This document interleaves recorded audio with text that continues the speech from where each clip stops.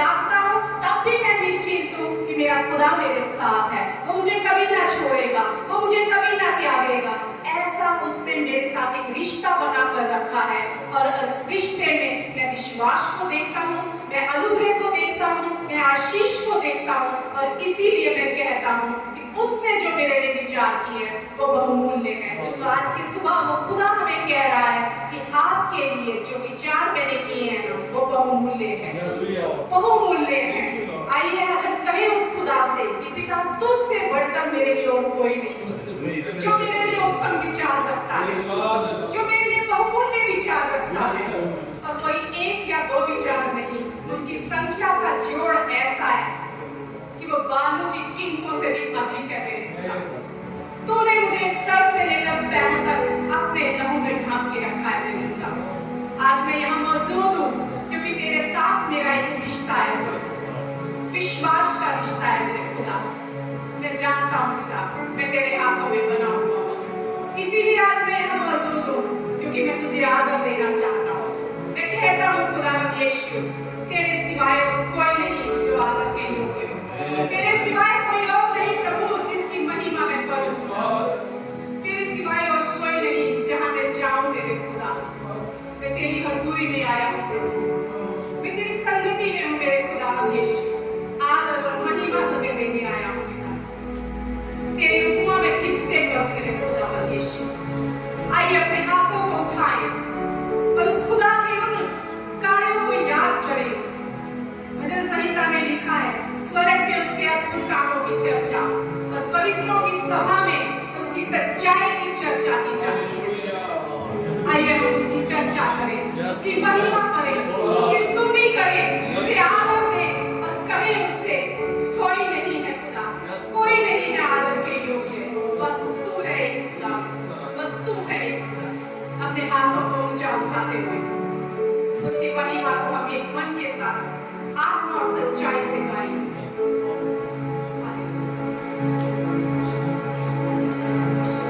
कोई नहीं है आदर के योग्य, बस एक तू खुदा। कोई नहीं है सिंहासन के योग्य, बस एक तू राजा। कोई नहीं है आदर के योग्य, बस एक तू खुदा। कोई नहीं है सिंहासन के योग्य, बस एक तू राजा।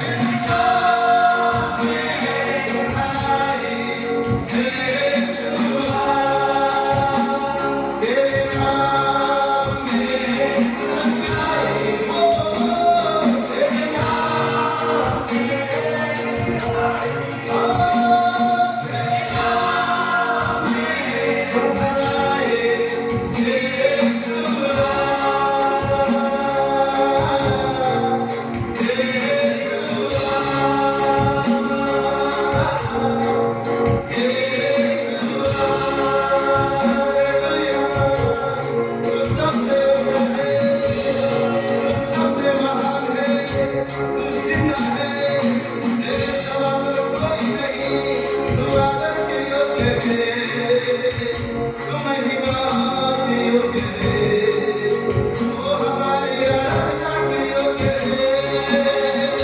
सारे नाम में ऊंचा, सारे शब्द में महान, सबके स्थान तू है, वो सदा राज करने वाला, वो स्वर्ग में विराजमान है। तेरे ही नाम में चंगाई है, तेरे ही नाम में रिहाई है, तेरे ही नाम में भलाई है, तेरे ही नाम में आनंद है, तेरे ही नाम में जीवन है, तेरे ही नाम में छुटकारा है। यीशु ओ तू योग्य है, हालेलुया। ओ जो भी हमें है, मुझे धन्य कहता है, ओ तू आदर के योग्य है। सारे हाथों को उठाकर उसे धन्य करे, ओ उसकी महिमा करे, hallelujah. Yes, Lord, we worship you. तेरे नाम, ओ सबसे महान है, यीशुआ। ओ तू पवित्र है, तेरे अलावा कोई नहीं, तू अकेला पवित्र है, यहोवा। अद्वितीय हमें पवित्र है। तेरे नाम में चंगाई है, तेरे नाम में रिहाई, यीशु नाम में भलाई, यीशुआ,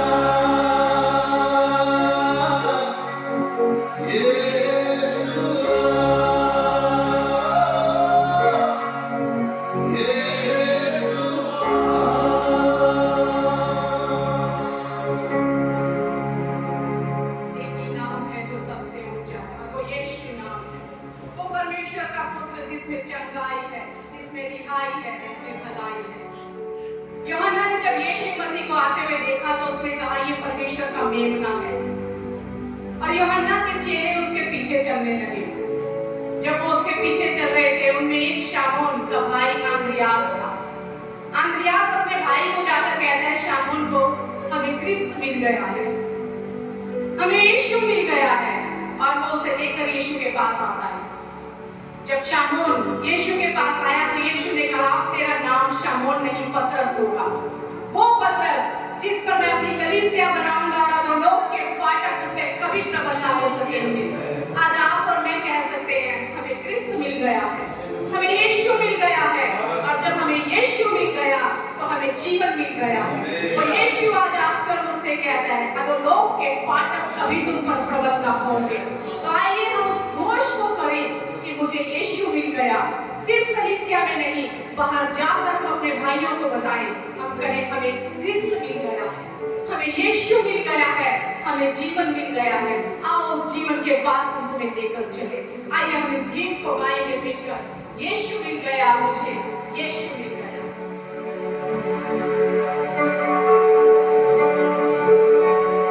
यीशु मिल गया मुझको, यीशु मिल गया, यीशु मिल गया मुझको, यीशु मिल गया। तो जीवन में सब कुछ मिला, तो जीवन में सब कुछ मिला। भटक रहा मैं अंधेरी राह में, तन्हा अकेला जाता किधर, खोजते मुझको यीशु चला आया, खोजते मुझको यीशु चला आया। वो जीवन में सब कुछ मिला, वो जीवन में सब कुछ मिला। आनंद के साथ आए, यीशु मिल गया, यीशु मिल गया, यीशु मिल गया, यीशु मिल गया।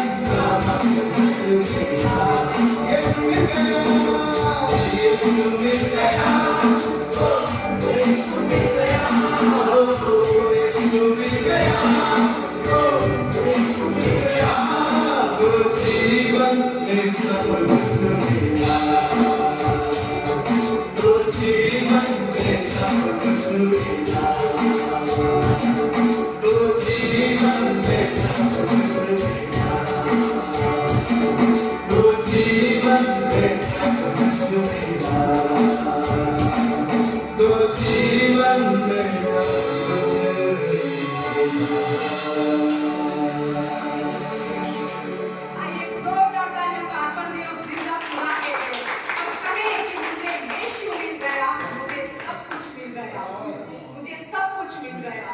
हालेलुया। हमारे यीशु मसीह की हम जितनी तारीफ करें, जितनी महिमा गाएं, जितनी स्तुति गाएं, वो कम है। वो बेमिसाल है, वो दुनिया का नूर है और वही आज हमारी राहें सजा रहा है। वो तो बेमिसाल है और वो खुदा चाहता है हम भी उसके समान बने। पवित्र शास्त्र में परमेश्वर ने हमें मसीह के राजदूत कहा है और पौलुस कहता है कि हम उसकी जीवित पत्रियां हैं, हम उसके सेवक हैं और अब हम जब प्रचार करें तो खुद का नहीं, उस मसीह का प्रचार करें। जो हम पत्रियां हैं, जब कोई हमें पढ़े तो हमारे मसीह को पढ़े, हमसे उसका उजियाला चमके। वो खुदा चाहता है आज मैं बेमिसाल हूँ, तुम बेमिसाल हो। तुम्हारे जीवन में मेरा प्रकाश चमकना चाहिए, मेरा तेज नजर आना चाहिए। जो राहें मैंने तुम्हारी सजाई हैं, उन राहों पर चलकर तुम दूसरों की अगुवाई करने वाले हो। आइए आज हम उस खुदा से कहें कि प्रभु, जब तूने मुझे राजदूत बनाया है तो मैं खुद का नहीं तेरा प्रचार करूं। तू हमारे द्वारा विनती करता है कि आओ उस परमेश्वर से मेल मिलाप कर लो।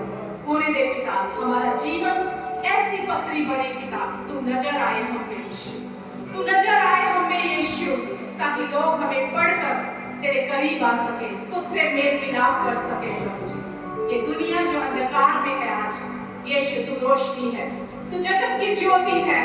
होने दे पिता, वो प्रकाश हम दूसरों तक आज लेकर जाने वाले हैं। आइए हम उस खुदा से कहें, मेरे जीवन में यीशु तेरा नाम जलाल पाता है। तू काबिल है प्रभु, मैं भी कमाल करने पाऊं यीशु, जो तू चाहता है वो मैं बनने पाऊं यीशु।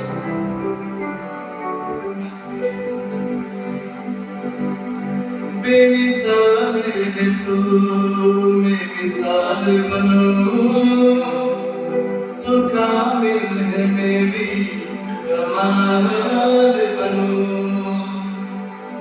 बेमिसाल है तू, मैं मिसाल बनूं, तू कामिल है मैं भी कमाल बनूं। दुनिया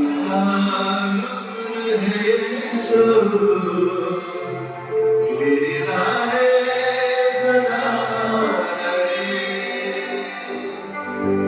हो मेरा उठना बैठना,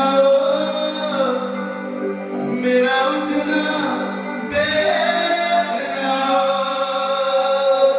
चलना तुझे भाता रहे। मेरे जीवन में तेरा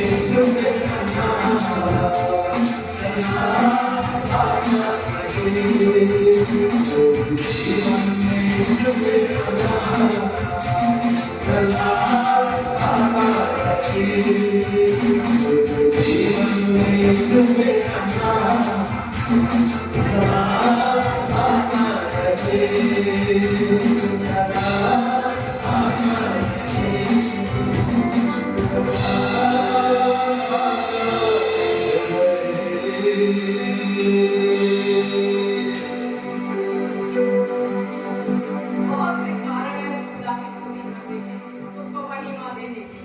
हम उसके राजदूत हैं, हमें ख्रिस्त मिल गया है। खुदा कहता है जब समय पूरा हुआ उसने अपने पुत्र को भेजा कि वो स्त्री से जन्मा और व्यवस्था के अधीन उत्पन्न हुआ। जो व्यवस्था के अधीन थे उन्हें मोल लेकर छुड़ा दिया और उसने अपने पुत्र के आत्मा को भेजा जो हे अब्बा हे पिता कहकर पुकारता है, हमारे हृदयों में भेजा, ताकि अब हम दास नहीं पुत्र कहलाएं। और जब हम पुत्र हैं तो उसके वारिस भी कह सकते।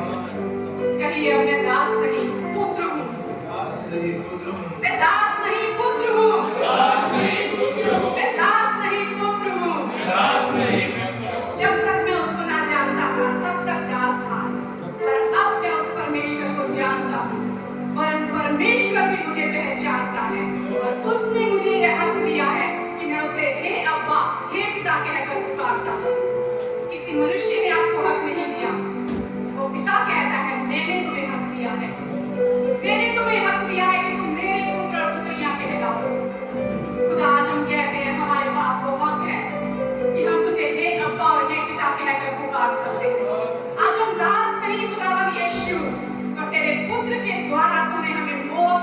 छुड़ा लिया मेरे प्रभु। आज हम तेरे पुत्र हैं, और सिर्फ पुत्र नहीं, पिता के वारिस भी हैं। वो सब कुछ जो हमारे पिता का है, हम उसके वारिस हैं। वो हक हमारे पास है, वो विरासत हमारे पास है। ये हमारी पहचान है कि आज हम कह पाते हैं, प्रभु यीशु, मैं तुझे हे अब्बा, हे पिता कहकर पुकारता हूँ। हक से कहिए, शैतान में तेरा नहीं, मैं उस पिता का हूँ। हक से कहिए, बीमारी में तेरा नहीं, मैं उस पिता का हूँ। मैं उसका पुत्र हूँ, मैं उसका वारिस हूँ, और पृथ्वी की भरपूरी मेरे पिता की है। स्वर्ग मेरे पिता का है, वो उस सिंहासन पर मौजूद है, और मेरा सब कुछ जो मेरे पिता का है वो मेरा है। मैं वारिस हूँ, मैं हक से कहता हूँ, मैं वारिस हूँ। मैं उससे प्यार करता हूँ क्योंकि वो मेरा पिता है। उसने मेरे लिए सब कुछ किया है, उसने दाम देकर मुझे छुड़ा लिया है, उसने मुझे आज हक दिया है, उसने मुझे आज विरासत दी है। मैं कंगाल नहीं, आज मैं धनी हूँ। निर्धन नहीं, आज मैं धनवान हूँ। मैं खोया हुआ नहीं, भटका हुआ नहीं, पर मैं अपने अब्बा पिता की संतान हूँ। आइए उस खुदा को महिमा दे। घुटनों पर आना चाहते तो घुटनों पर आइए, हाथों को उठाना चाहते तो हाथों को उठाइए, और उस पिता को कहिए, प्रभु बहुत से कारण है तुझे धन्यवाद देने के, बहुत से कारण है मेरे खुदा, क्योंकि तूने तो मेरे लिए सब कुछ दे दिया मेरे प्रभु, सब कुछ दे दिया। आज मैं हक से कहता हूँ, हक से तेरे पास आता हूँ, क्योंकि तू मेरा अब्बा पिता है प्रभु। और वो पिता अपने मांगने वालों को सब कुछ देता है। आज वो अपनी आत्मा भी आपको देने को तैयार है। जो आप चाहते हैं उस पिता की ओर अपना मुख के पैर लीजिए। वो कहता है, जितनों ने मेरी ओर दृष्टि की उन्होंने रोशनी को पाया, उन्होंने ज्योति को पाया। वो ज्योति देने वाला भला परमेश्वर। आइए हम उस खुदा को स्तुति दें, उसकी महिमा गाएं।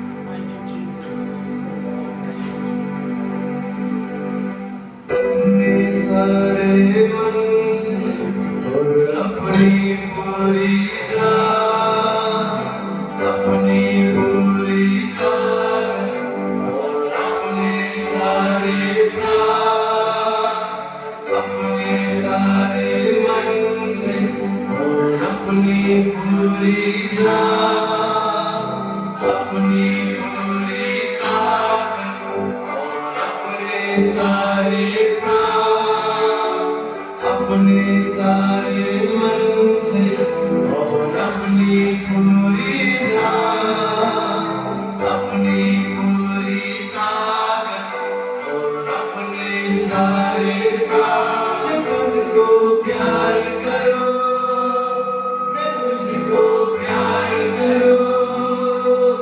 यही है आशा मेरी, तू ही है जिंदगी। मैं तुझको प्यार करो, मैं तुझको प्यार करो। यही है आशा मेरा, खुदा यीशुआ।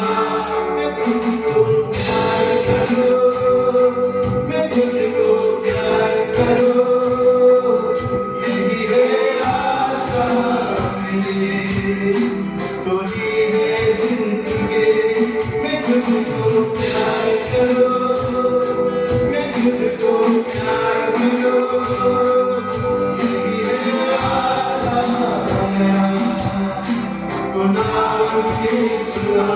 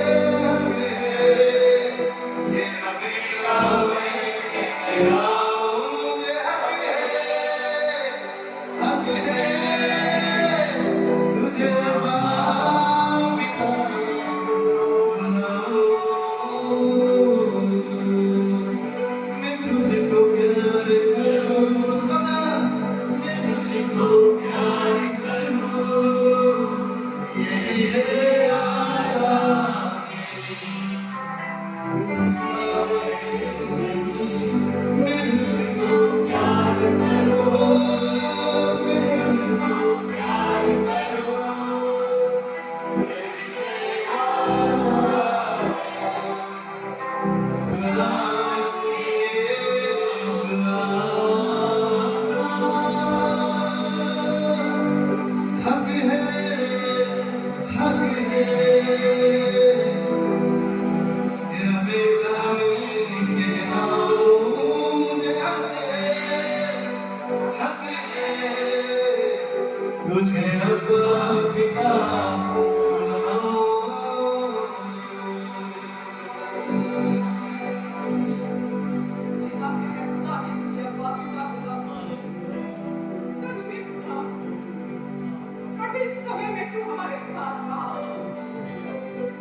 मैं कभी ना छोड़ूंगा, कभी ना त्यागूंगा।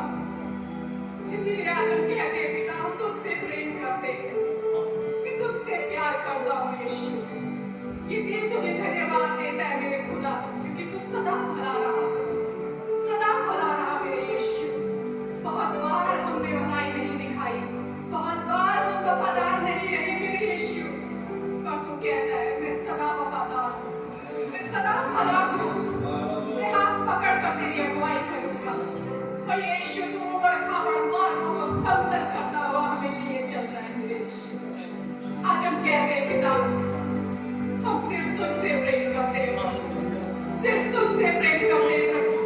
हमारी बहुत सी कमजोरियां होंगी, बहुत सी नापाकियां होंगी प्रभु, लेकिन तू फिर भी हमें लिए चल रहा है मेरे यीशु, क्योंकि तू भला है यीशु, तू भला है प्रभु। तू कहता है मैं तेरा रक्षक हूँ, मैं तेरा रक्षक हूँ प्रभु। हम धन्यवाद देते हैं, आज हमें भय नहीं उस रात से प्रभु, न हमें भय है उस दिन की चांदनी से प्रभु। तू हमारी सुरक्षा करता है, तू हमें हानि से बचाता है, तू हमें बल देता है जब हम निर्बल हो जाते हैं मेरे यीशु। तू हमें लिए चल रहा है खुदा, हम धन्यवाद देते हैं पिता। आज हम संभले हैं, हमारे बच्चे संभले हैं, हमारा घराना संभला है प्रभु, क्योंकि हम तेरे हाथों में हैं प्रभु। और तेरी भलाई और करुणा जीवन भर हमारे साथ बनी रहेगी मेरे यीशु। हम कहते हैं प्रभु, दिल से कहते हैं यीशु, तू भला है मेरे खुदा, तू भला है प्रभु, तू कितना भला है, कितना भला है मेरे यीशु।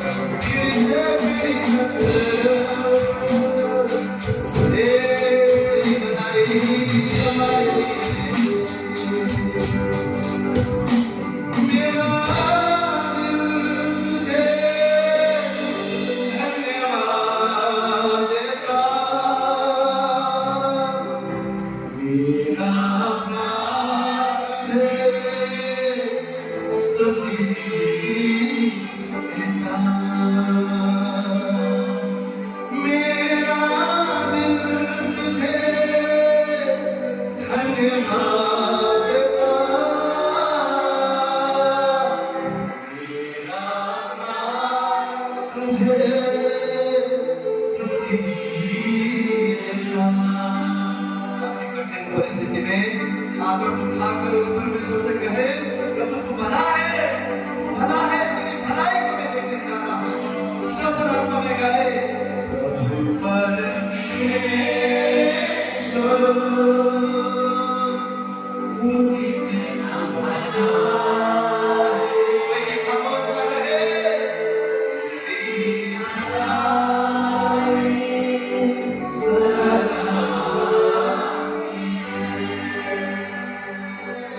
प्रभु परमेश्वर तू कितना भला है। हालेलुया, तेरी भलाई सदा तू कहता है नहीं छोड़ूंगा, तू कहता है नहीं झुकूंगा। तेरा हाथ मेरी अगुवाई करता, तेरा सामान मुझे बल देता। मेरा प्राण तुझे स्तुति देता। बड़ी सी आपकी आवाज, परमेश्वर तू कितना भला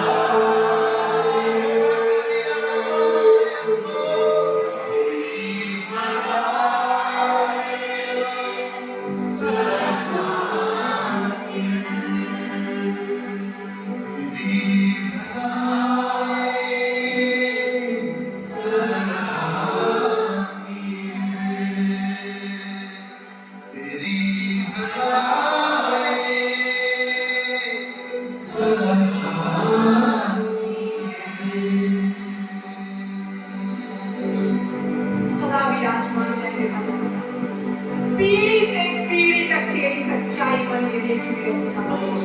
तू कहता है मेरे खुदा, तू कहता है प्रभु मैं तुम्हें ना छोड़ूंगा, मैं तुम्हें ना ठुकराऊंगा। तू बेमिसाल है मेरे खुदा यीशु,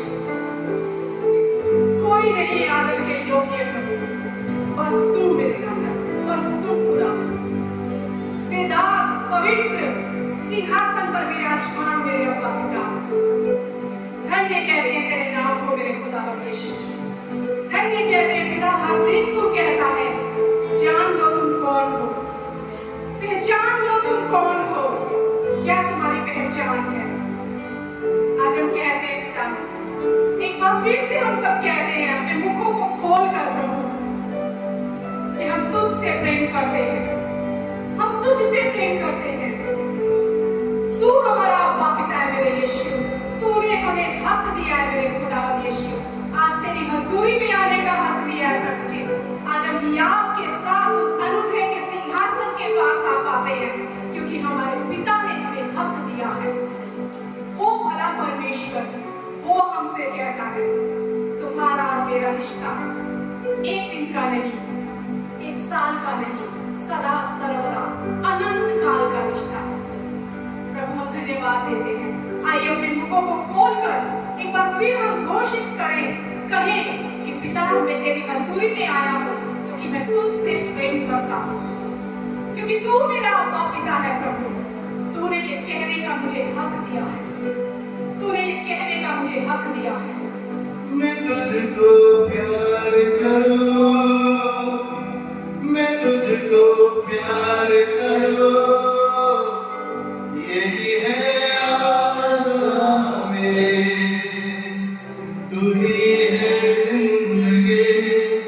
मैं तुझको प्यार करूं, मैं तुझको प्यार करूं, यही है वादा मेरा।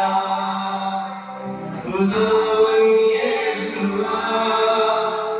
हक है तेरा बेटा मैं कहलाऊं। हक है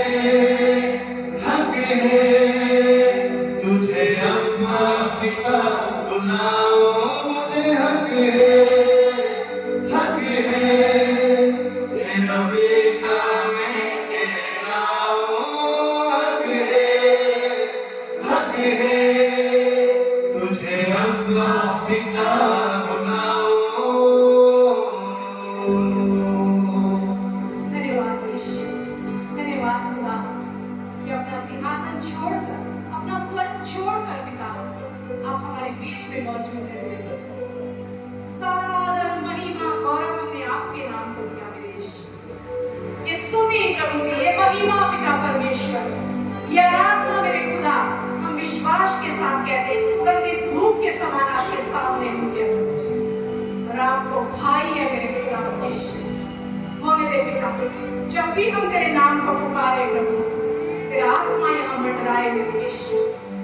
जब भी हम तेरे नाम से इकट्ठा हो मेरे खुदा यीशु, तो हमारे बीच में मौजूद हो मेरे यीशु।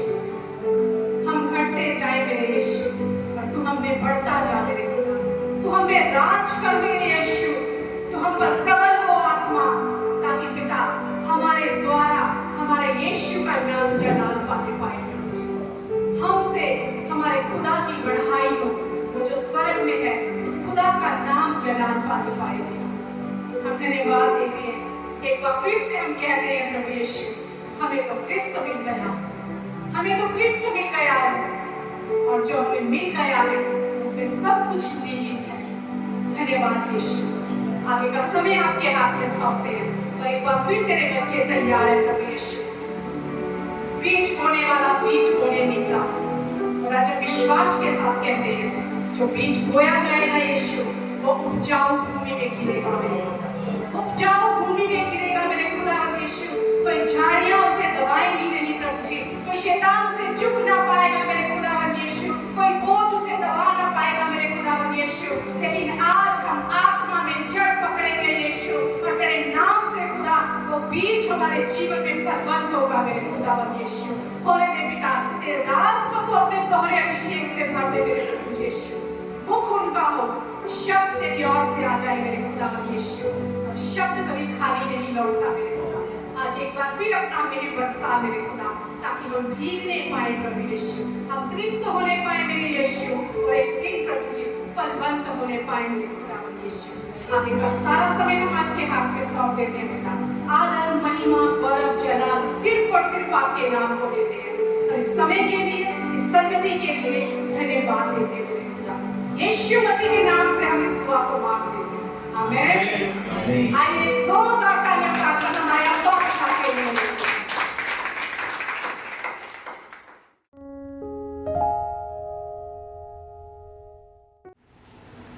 यूहन्ना का पुस्तक उसका 14वां अध्याय और उसका 21 वचन इसी हिंदी में पढ़े। जिसके पास मेरी आज्ञा है और वह उन्हें मानता है, वही मुझसे प्रेम रखता है, और जो मुझसे प्रेम रखता है उससे मेरा पिता प्रेम रखेगा, और मैं उससे प्रेम रखूंगा और अपने आप को उस पर प्रकट करूंगा। हालेलुया। क्या लिखा है? और जो मुझसे प्रेम रखता है उससे मेरा पिता क्या करेगा? प्रेम रखेगा, और मैं उससे प्रेम रखूंगा। कौन कह रहा है? यीशु मसीह। मैं भी उससे प्रेम रखूंगा और अपने आप को उस पर प्रकट करूंगा।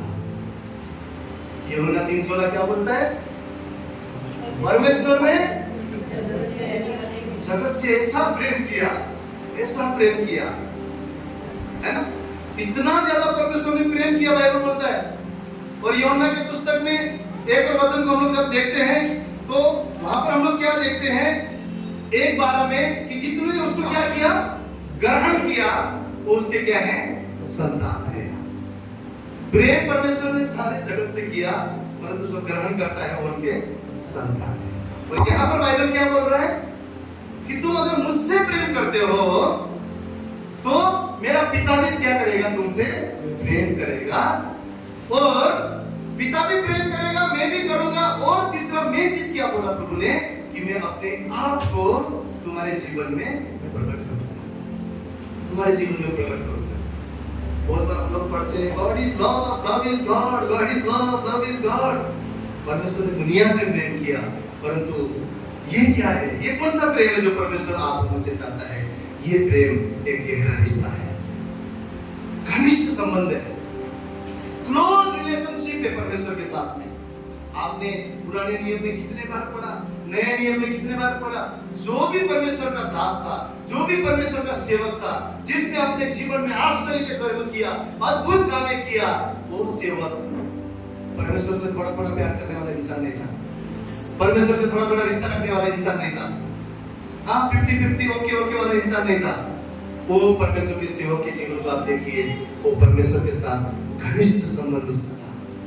वो परमेश्वर के साथ उठता था, बैठता था, चलता था। इवन अब्राहम को परमेश्वर ने बोला मेरी उपस्थिति में चलो। वो क्या है? परमेश्वर को हमेशा एक चीज चाहिए, आपका और मेरा संगति। जब आदम को परमेश्वर ने बनाया उस ईदन के गार्डन में, अदन के वाटिका में, बाइबल बोलता है दोपहर के धूप में परमेश्वर यहोवा उस आदम से बात करने के लिए वहां आता था। इस बात में क्या है? वो संगति चाहता है, वो बैठना चाहता है। आपने ईस्टर के मैसेज अभी भी अगर आपको याद रहेगा, क्या था? यीशु मसीह साथ में भोजन करना चाहते थे, संगति चाहते थे। वहां पर भी यहोवा परमेश्वर ने आदम को बनाया, सब कुछ किया, बोला यहाँ रुक, इस जगह को देखभाल कर, इस सब कुछ खा, सब कुछ वहां पर उसने बोला, परंतु ये मत खाना। लेकिन सारा चीज करने के पीछे अगर हम गौर से देखें तो क्या था? वो संगति चाहता था। आज भी परमेश्वर यीशु मसीह संगति चाहता है। जब वो जी उठा तो हो सकता था कि ऐसा भी होना चाहिए था, परमेश्वर जी उठा, मगदलीन ने देखा, मरियम ने, सबने देखा, चलो अभी मैं जाता हूँ पिता के पास। ऐसा हुआ नहीं हुआ। उसने उसके बाद में भी संगति किया, उसके बाद में भी चेलों के साथ में रुका, उसके बाद में भी उनके साथ में बैठा। क्यों? क्योंकि परमेश्वर यीशु मसीह के जीवन को भी हम देखेंगे। मैं कभी कभी सोचता हूँ प्रभु अकेला सब कुछ कर सकता है, तूने 12 चेलों को क्यों बुलाया? क्यों तुझे चेलों की जरूरत पड़ा? क्योंकि परमेश्वर ये दिखाना चाहता है, ये दिखाना चाहता है। प्रभु को चेलों की जरूरत नहीं था उसको बताने के लिए, लेकिन मैं समझता हूँ परमेश्वर को ये जरूरत था कि मेरी संगति इस संसार में, इन मनुष्य के बीच में भी रख सकूं। इसलिए आपने देखे होंगे हर जगह 12 चेलों के साथ में उठता था, बैठता था, रहता था, उसको सारी बातें सिखाता था, उसके साथ संगति करना वो चाहता था। आज परमेश्वर आप मुझसे क्या चाहता है? सिर्फ प्रेस द लॉर्ड वाला क्रिश्चियन नहीं, सिर्फ कलीसिया जाने वाला क्रिश्चियन नहीं, सिर्फ बाइबल पढ़ने वाला क्रिश्चियन नहीं, सिर्फ प्रार्थना करने वाला क्रिश्चियन नहीं, सिर्फ God is love, love is God वाला क्रिश्चियन नहीं। परमेश्वर एक कदम और आगे हमें देखना चाहता है, वो है फेलोशिप, वो है संगति। कौन सा संगति? कलीसिया वाला संगति ये नहीं, आपका और मेरा गुप्त में जो पिता के साथ जो संगति रखना है, जो प्रार्थना करना है, जो वचन पढ़ना है, जो हमारा व्यक्तिगत रिश्ता जो है, परमेश्वर उसको घनिष्ठ करना चाहता है, उसको मजबूत करना चाहता है। हम बहुत सारे प्रीचर के सुन सकते हैं, बहुत सारे वचन को पढ़ सकते हैं। मैं आपसे कहता हूं, जब हम पढ़ेंगे, जब हम ढूंढेंगे, जब हम सुनेंगे, हम अपनी नॉलेज से, अपनी ताकत से नॉलेज को बढ़ा सकते हैं। और उसने क्या बोला? यहाँ का जो हमारा अपना ज्ञान है ना, जो हम अपनी बुद्धि से करेंगे, उसका घमंड है। और पुरुष ने क्या बोलता है? जो ऊपर से ज्ञान आता है उसमें प्रेम है, उसमें एक दूसरे के सहन है। क्यों? क्योंकि वो ज्ञान कहां से आया है? ऊपर से आया है। तो आपको और मुझे जरूरी है कि वो ज्ञान हम कहां से पाए? खुदा के चरणों में बैठ के पाए, खुदा की हुजूरी में बैठ के पाए, वो घनिष्ठ संबंध में पाए। इसलिए परमेश्वर, आपने देखे होंगे इजरायली लोग को जब मूसा लेकर आया, वहां पर क्या किया गया था? एक तंबू बनाया हुआ था कि ये सारे लोगों से हटकर जो भी परमेश्वर से बात करना चाहता था वो क्या करेगा? तंबू के अंदर से।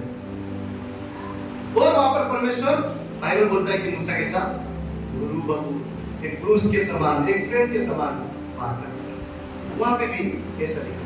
तो वो संबंध क्या है? घनिष्ठ संबंध है।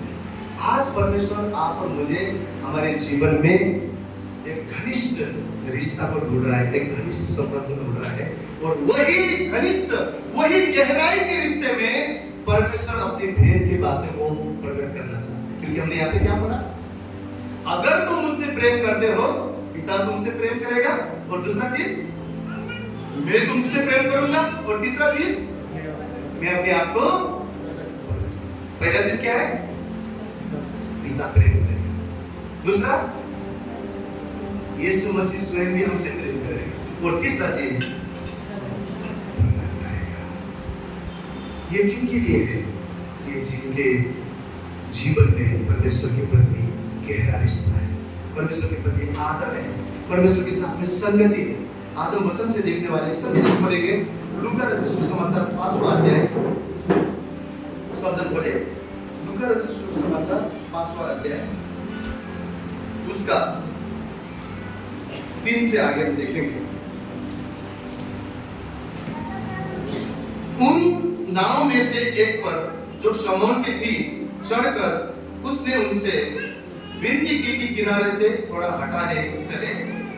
तब वह बैठकर, अर्थात यीशु मसीह बैठकर लोगों को नाव पर से उपदेश देने लगा। 4वां वचन। जब वह बातें कर चुका तो शमौन अर्थात पतरस से कहा, गहरे में ले चल और मछलियां पकड़ने के लिए अपने जाल को डालो। शमौन ने उसको उत्तर दिया, हे स्वामी, हमने सारी रात मेहनत की और कुछ न पकड़ा, तो भी तेरे कहने से जाल डालूंगा। जब उन्होंने ऐसा किया तो बहुत मछलियां घेर लाए और उनके जाल फटने लगे। इस पर उन्होंने अपने साथियों को जो दूसरी नाव पर थे संकेत किया कि आप हमारी सहायता करो, और उन्होंने आकर दोनों नाव यहाँ तक भर ली कि वो डूबने लगी। यह देखकर शमौन पतरस यीशु के पांव पर गिरा और कहा, हे प्रभु, मेरे पास से जा, क्योंकि मैं पापी मनुष्य हूँ।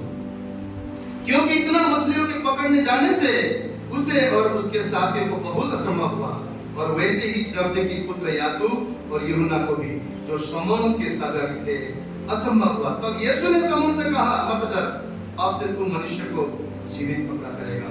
और वे नाव को किनारे पर ले आए और सब कुछ छोड़कर उसके पीछे हो गए। क्या लिखा है? क्या लिखा है? जो नाव पर यीशु मसीह बैठा था उसने शमौन को क्या बोला? पतरस को क्या बोला? गहराई में लेकर चलो। तो पतरस क्या बोलता है? प्रभु, हमने तो रात को किया है, हमने तो रात को सब कुछ मेहनत करके हो गया है, कुछ भी नहीं मिला, पर तेरे कहने से अब हम डालेंगे। और ये क्या करते हैं? गहराई में लेकर जाते हैं।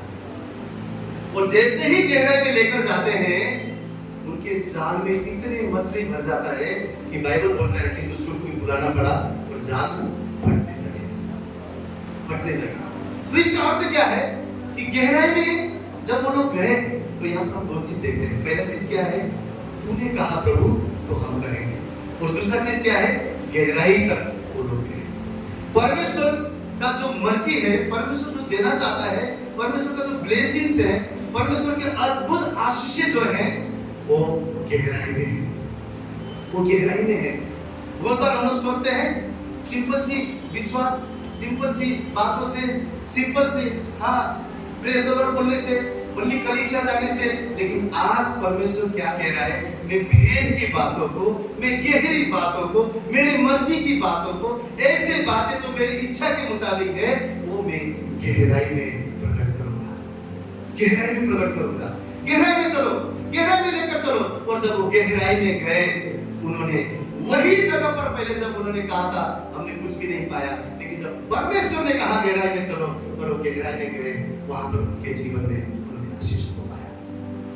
कहीं बातें, कहीं चीजें, परमेश्वर की भेद के बातें हम गहराई में जाने के बाद ही परमेश्वर प्रकट करता है, परमेश्वर खोलता है बहुत सारे रहस्य। इसलिए पौलुस ने बोला कि ऊंचाई से जो ज्ञान आता है उसमें सिर्फ ज्ञान ही नहीं, परमेश्वर का प्रेम है, परमेश्वर का प्रेम है।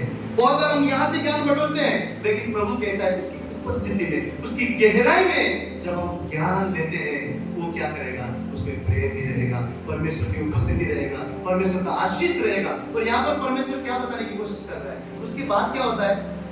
उसने जब देखा, अचंभा किया, पतरस उसके पांव पर पड़ के बोलने लगा, प्रभु मैं पापी हूं। क्यों? क्योंकि वो विश्वास नहीं किया था। बोला तूने कहा ना, इसलिए डाल दे, हमने तो कोशिश कर चुके हैं। इसलिए उसको शर्मिंदगी महसूस हुआ और कहने लगा, प्रभु मैं पापी हूं। परमेश्वर यीशु मसीह ने कहा, डर मत, अब तू मनुष्य पकड़ने वाला बनेगा। जब मैंने शुरुआत किया पतरस के बारे में बोला, देखिए प्रभु आज हम पतरस के बारे में सीखने वाले हैं। और यहाँ पर हम लोग क्या देखते हैं, सब कुछ उन्होंने देखा, उसके बाद में बहुत ही ज्यादा इंपॉर्टेंट क्या चीज है, सब कुछ उन्होंने छोड़ दिया और वो यीशु के पीछे, यीशु के पीछे। मैं आपसे कहता हूँ, सिर्फ मसीह होना ब्लेसिंग के पीछे भागना है। आशीष मिल गया, God you are very good, प्रभु तो बहुत अच्छा है। बरकत मिल गया, प्रभु तू बहुत अच्छा है। उन्नति मिल गया, ओ प्रभु तू वफादार है। सब कुछ हमारे मुताबिक है, यस यस, सच में तू अच्छा है, सच में तू अच्छा है। लेकिन परमेश्वर ये नहीं चाहता है। परमेश्वर कहता है गहराई में आशीष है, लेकिन उन्होंने, मैं सोचता हूँ उन्होंने सब कुछ छोड़कर प्रभु के पीछे इसलिए हुए क्योंकि प्रभु संगति चाहता है, प्रभु संगति चाहता है। मैं पढ़ रहा था, प्रभु प्रभु कई बार हमारे जीवन में भी आशीषों को छोड़कर प्रभु के पीछे भागना मुश्किल है। मैं आपसे कहता हूँ, जब सब कुछ हमके मिल जाता है, हम कई बार परमेश्वर को भी, ठीक है प्रभु सब कुछ मिल गया, कई बार हम ये भी सोचते हैं, प्रभु एवरीथिंग मेरे पास है, शायद मैं योग्य हूँ, शायद मेरे में कुछ तो भी है, शायद मैं तुझसे वफादार हूँ, ईमानदार हूँ, इसलिए मेरे पास सब कुछ है। कई बार हम ऐसा भी सोचते हैं। घमंड करें उससे तू उस क्रूस पर घमंड करे। प्रभु तेरे नाम के निमित्त तू काम करता है, अपने नाम के निमित्त तू मुझे आशीष देने वाला परमेश्वर, तू वफादार है, इसलिए मैं यहाँ पे खड़ा हूँ। परमेश्वर कभी नहीं चाहता कि किसी भी आशीष, किसी भी ब्लेसिंग्स परमेश्वर से पहले हमारे जीवन में हो। उन्होंने क्या किया, वो कह सकते थे वाह, और यहाँ पे दिखाने का अर्थ भी ऐसे हो रहा है कि प्रभु ऐसा नहीं दिखाना चाहता है कि देखो मैंने बोला और तुमने आशीष को पाया, लेकिन प्रभु क्या दिखाना चाहता था, आशीष होते हुए भी, ब्लेसिंग्स होते हुए भी तुम्हारा मन मानना लगे, तुम मेरे पीछे आओ। और उन्होंने, बाइबल में लिखा हुआ है, सब कुछ छोड़ा और यीशु के पीछे वो चले। और आप जानते हैं यीशु के पीछे वो चले लगे। एक और घटना को हम लोग देखेंगे, मरकुस के पुस्तक निकालेंगे और उसका 4था अध्याय, मरकुस उसका 4था अध्याय निकालेंगे और 35 वचन से आगे हम पढ़ेंगे। उसी दिन जब सांझ हुई तो उसने चेलों से कहा, आओ हम पार चले। और वे भीड़ को छोड़कर जैसा होता वैसे ही उसे नाव पर साथ ले चले, और उसके साथ और भी नाव थी। तब बड़ी आंधी आई और लहरें नाव पर यहाँ तक लगी कि वो पानी से भरी जाती। पर वह आप पिछले भाग में गद्दी पर सो रहा था। तब उन्होंने उसे जगाकर उससे कहा, हे प्रभु, पिछले भाग में सो रहा था। उन्होंने जगाकर उससे कहा, हे गुरु, क्या तुझे चिंता नहीं कि हम नष्ट हो जाते हैं? तब उसने उठकर आंधी को डांटा और पानी से कहा, शांत रह, थम जा। और आंधी थम गई और बड़ा चैन हो गया। और उसने कहा, तुम क्यों डरते हो? क्या तुम्हें अब तक विश्वास नहीं? वे बहुत ही डर गए और आपस में बोले, ये कौन है कि आंधी और पानी भी उसकी आज्ञाओं को मानते हैं? इस घटना में हम लोग क्या देखते हैं? वही पतरस, वही लोग, वही चेले। यीशु मसीह कहते हैं, चलो हम उस पार जाएंगे। कितने जन पार जाने के लिए तैयार है यहाँ पर? हालेलुया। कितने जन अपने नाव को पार में देखना चाहते हैं?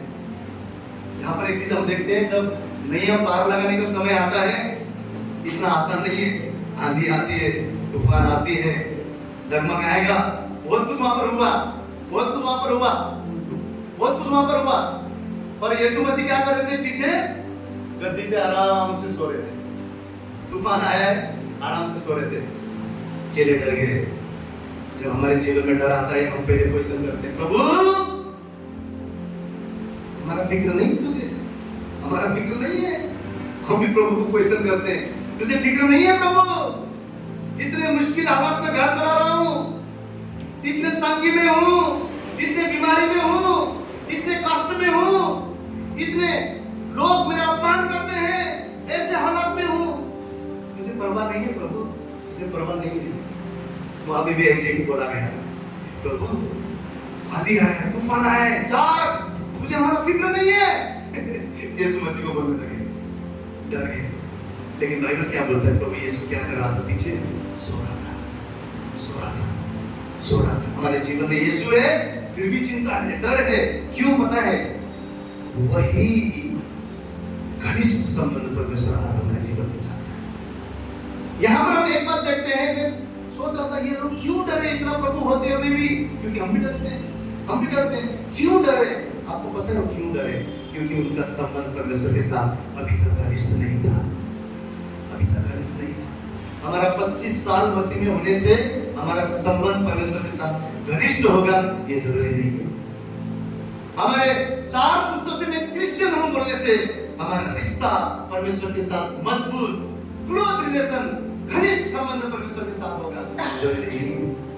आपका अकेला का प्रार्थना, आपका व्यक्तिगत प्रार्थना, आपका अपना जो आप अकेले में परमेश्वर से अपने जीवन को बिताते हैं, अंधेरों में आप परमेश्वर के साथ कैसे रहते हैं, आपके अकेले जीवन को आप परमेश्वर के साथ कैसे रहते हैं, आपका पर्सनल जीवन परमेश्वर के साथ कैसा है, ये आपके घनिष्ठ संबंध को जताता है। यहाँ पर हम लोगों ने देखा वही चेले यीशु के साथ हैं, लेकिन डरे हुए हैं। परमेश्वर कहता है उस आंधी को उसने डांटा, उस तूफान को डांटा। यहाँ पर भी हम लोग उससे परमेश्वर के महान कार्य को यहाँ पर हम देखते हैं और उसको ये लोग देखते हैं, अचंभा करने लगते हैं कि ऐसा इंसान कौन है जिसकी आज्ञाओं से तूफान और आंधी सुनता है। और वहां पर क्या देखते हैं हम लोग? चेले पूरी तरह से भयभीत हो जाते हैं।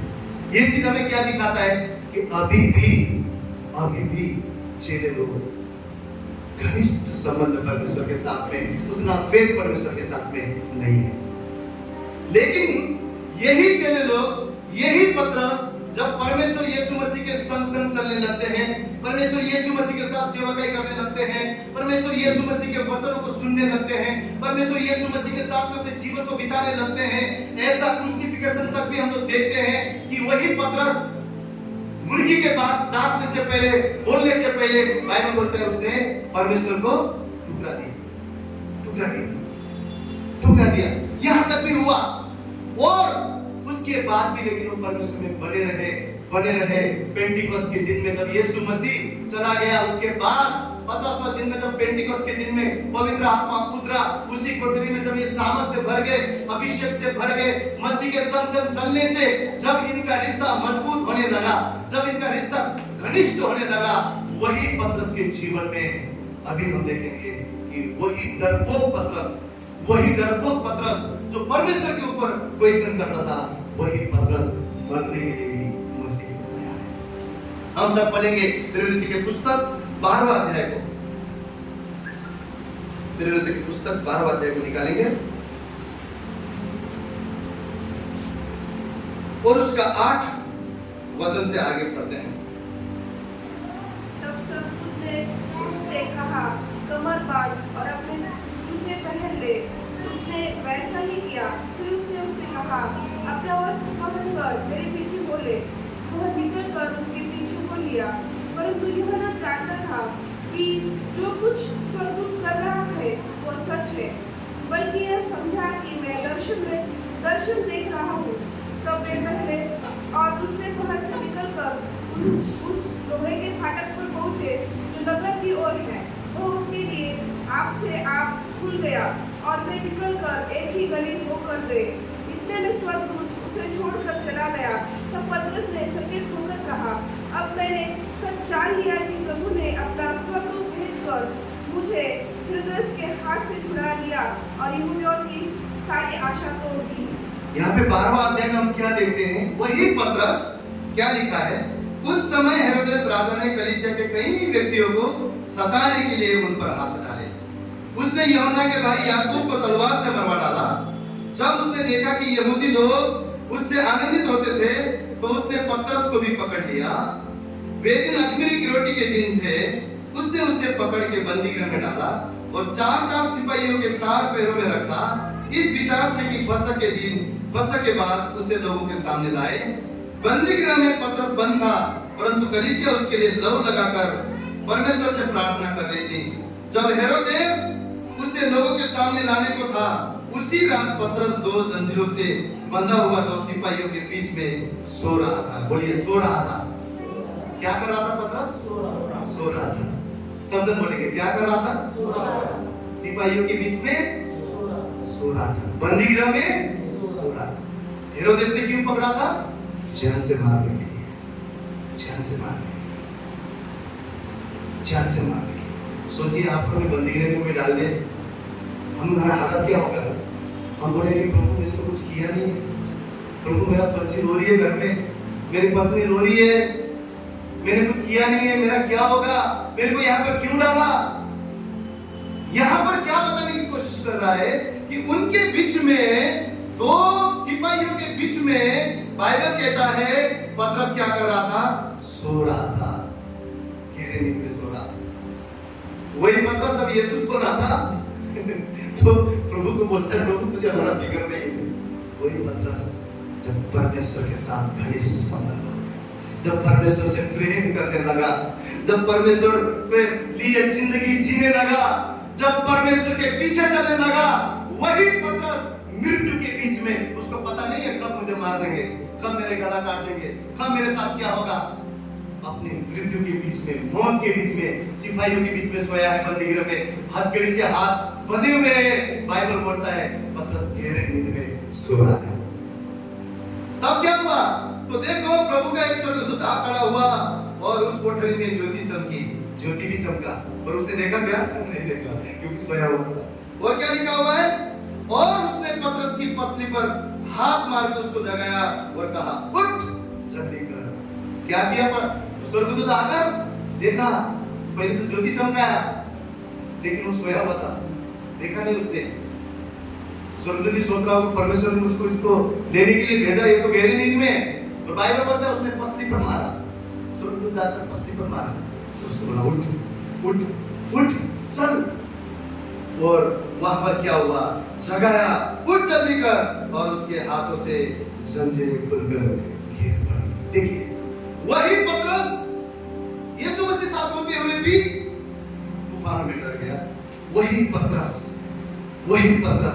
यीशु मसीह का पुनरुत्थान होने के बाद, जब परमेश्वर से इतना गहरा प्यार किया, इतना गहरे रिश्ते में होता, इतना संबंध उसका मजबूत था, मौत के बीच में भी वो गहरे नींद में सोया। यहाँ तक स्वर्गदूत आकर उसके पसली में बॉक्सिंग मार कर उसको उठाना पड़ा। उठ चल, उठ चल, उठ चल। आपका गहरा संबंध ही आपके मनों में तूफानों में भी शांति लेकर आएगा। बाहर आपको शांति रहेगा, बाहर आपके जीवन में अशांति, वो कोलाहल, आंधी तूफान को आप देखेंगे, लेकिन आपके मन में शांति रहेगा। क्यों पता है? क्यों पता है? आपका संबंध, आपका घनिष्ठ रिश्ता परमेश्वर के साथ है। आपने जान लिया है मेरा खुदा मेरे साथ है। बोलने की जरूरत नहीं है, बोलने की जरूरत नहीं है। आपको अंदर से चैन और आराम उस तूफान में भी मिलेगा, क्योंकि आपका संबंध, घनिष्ठ रिश्ता आपके परमेश्वर के साथ आपने बना लिया है। यही आज हमसे परमेश्वर चाहता है, यही चाहता है। आज शैतान का काम क्या है?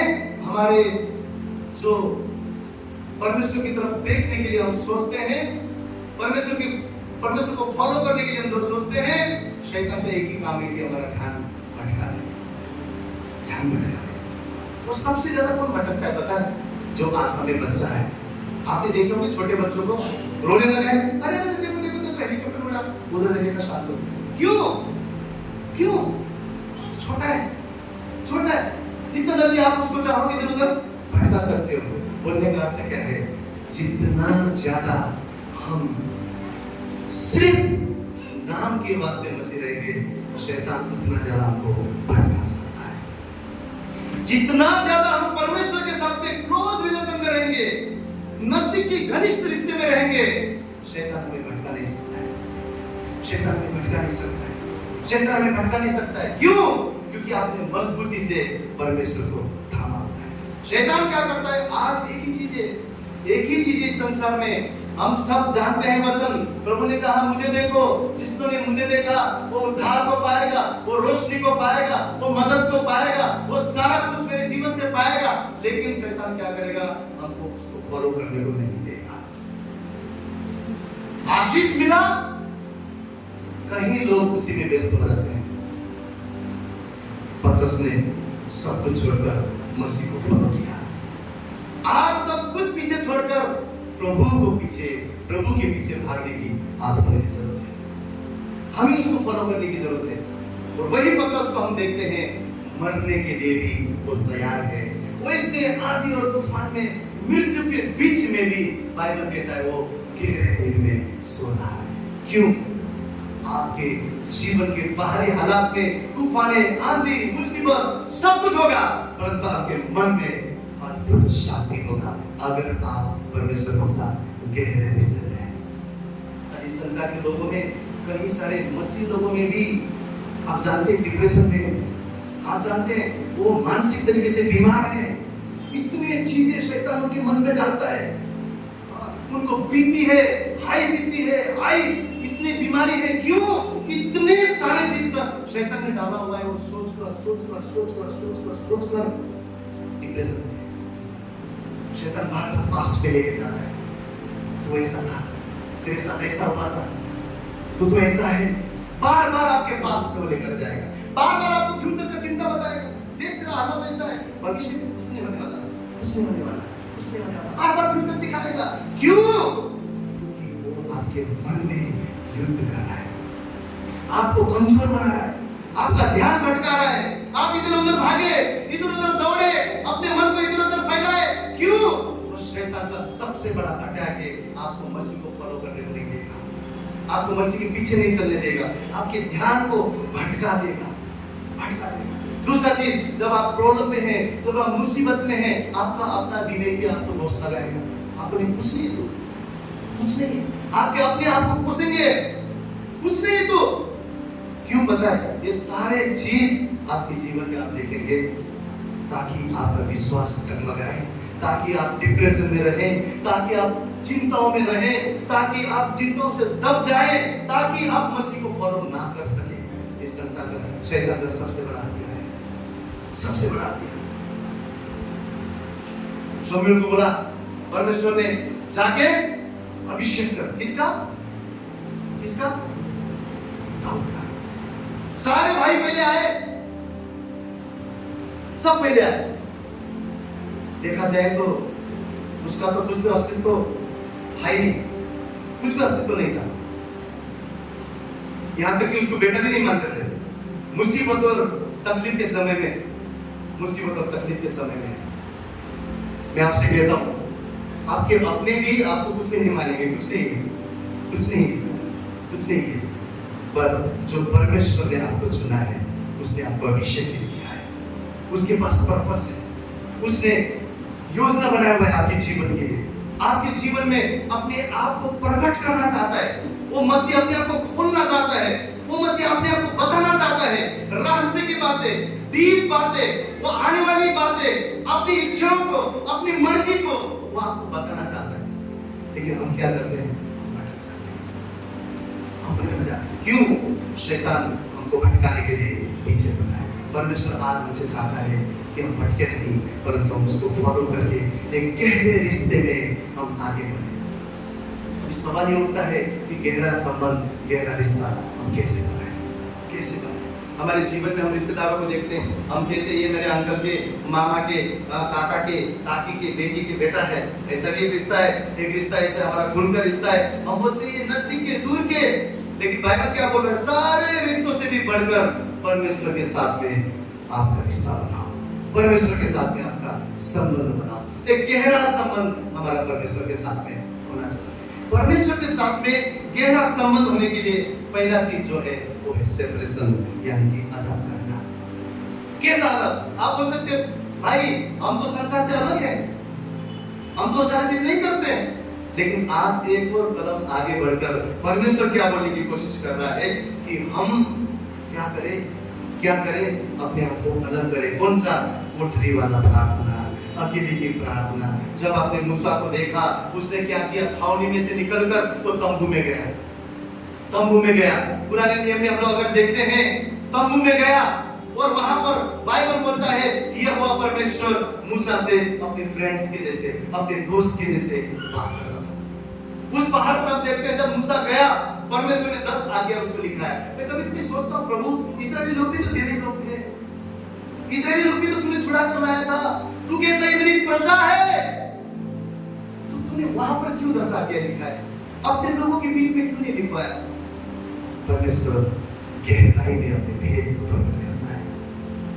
परमेश्वर गहराई में अपने रहस्य को बताता है। परमेश्वर अपने ऐसे दासों को जो उसके साथ घनिष्ठ संबंध में है, उसके साथ अपने आप को उजागर करता है, अपने आप को दिखाता है। जो उससे प्रेम करते हैं, जो उसके आज्ञा को मानते हैं, जो उसके लिए हमेशा खड़ा है, जो उसके संगति में है, परमेश्वर का वचन कहता है कि वो अपने भेदों को, हमने क्या पढ़ा यूहन्ना की पुस्तक में, कि जो मुझसे प्रेम करेगा मैं उसको अपने आप को उसके सामने प्रकट करूंगा। मूसा जाता था पहाड़ में, सारे इस्राएली भी परमेश्वर के लोग हैं, लेकिन उसी को क्यों? क्योंकि उसका संबंध परमेश्वर के साथ में मजबूत था, घनिष्ठ था। वो चाहता था और परमेश्वर का साथ लिखता था। वो आता था, लोग उसकी वेट करते थे।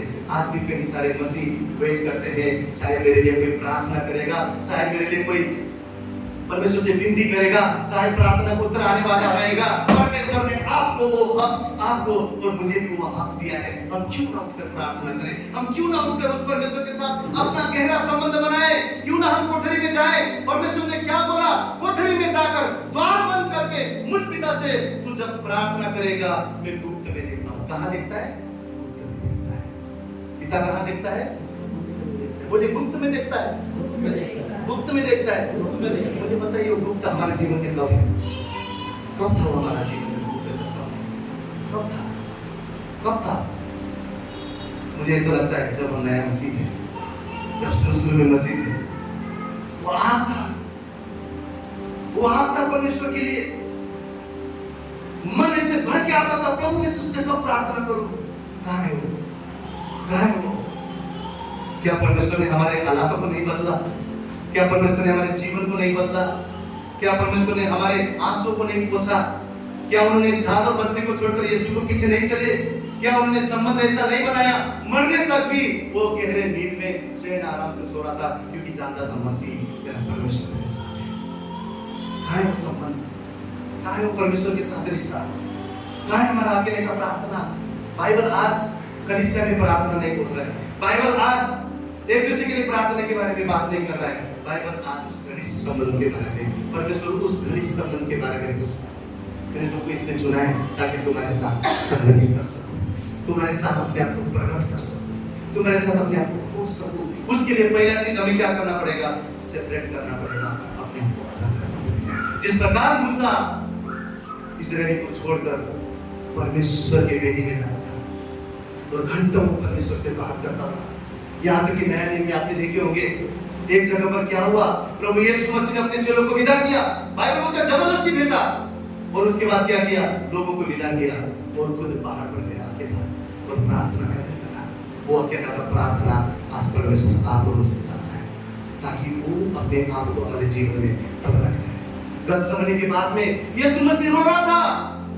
बाइबल बोलता है उसके पसीना लहू बनकर नीचे टपक रहा था, विवश था, इतना ज्यादा मुश्किल हालत में था, इतना ज्यादा तकलीफ में था।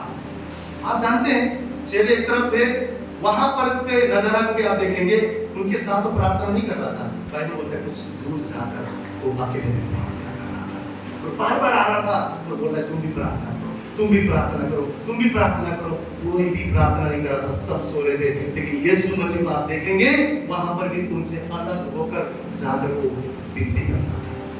और परमेश्वर ने क्या किया? स्वर्गदूत को भेजा।